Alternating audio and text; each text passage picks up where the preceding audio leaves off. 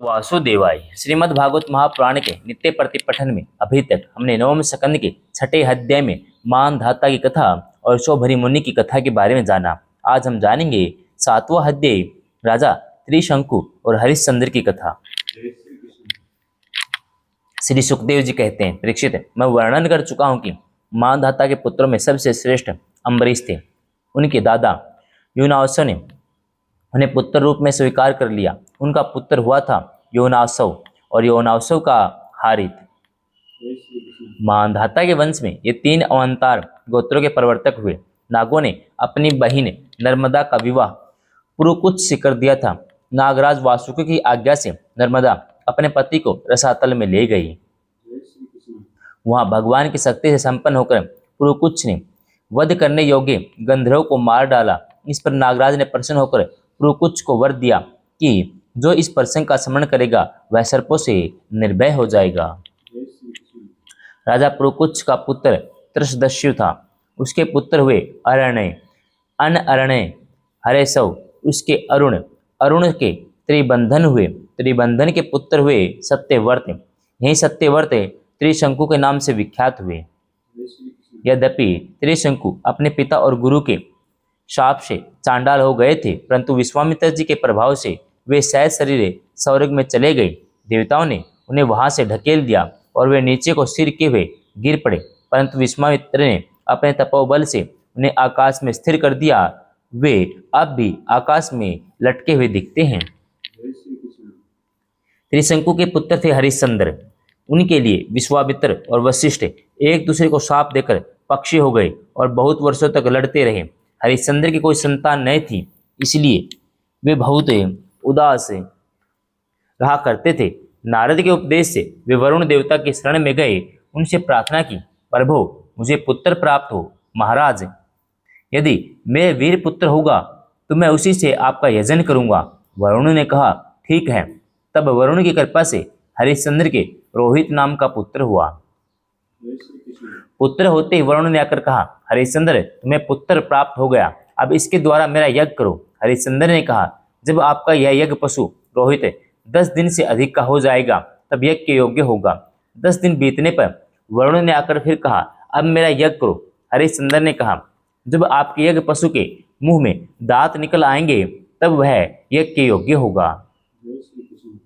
दांत उगाने पर वरुण ने कहा, अब इसके दांत निकल आए, अब मेरा यज्ञ करो। हरिश्चंद्र ने कहा, जब इसके दूध के दांत गिर जाएंगे तब वह यज्ञ के योग्य होगा। दूध के दांत गिर जाने पर वरुण ने कहा, अब इस यज्ञ पशु के दांत गिर गए, मेरा यज्ञ करो। हरिश्चंद्र ने कहा, जब इसके दोबारा दांत आ जाएंगे तब यह यज्ञ पशु योग्य हो जाएगा। दांतों के फिर उगाने पर वरुण ने कहा, अब मेरा यज्ञ करो। हरिश्चंद्र ने कहा, वरुण जी महाराज, क्षत्रिय पशु तब यज्ञ के योग्य होता है जब वह कवच धारण करने लगे। परीक्षित, इस प्रकार राजा हरिश्चंद्र पुत्र के प्रेम के से हीला हवाला करते समय टालते रहे।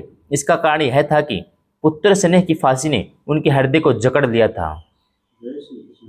वे जो समय बताते वरुण देवता उसी की बाट देखता है।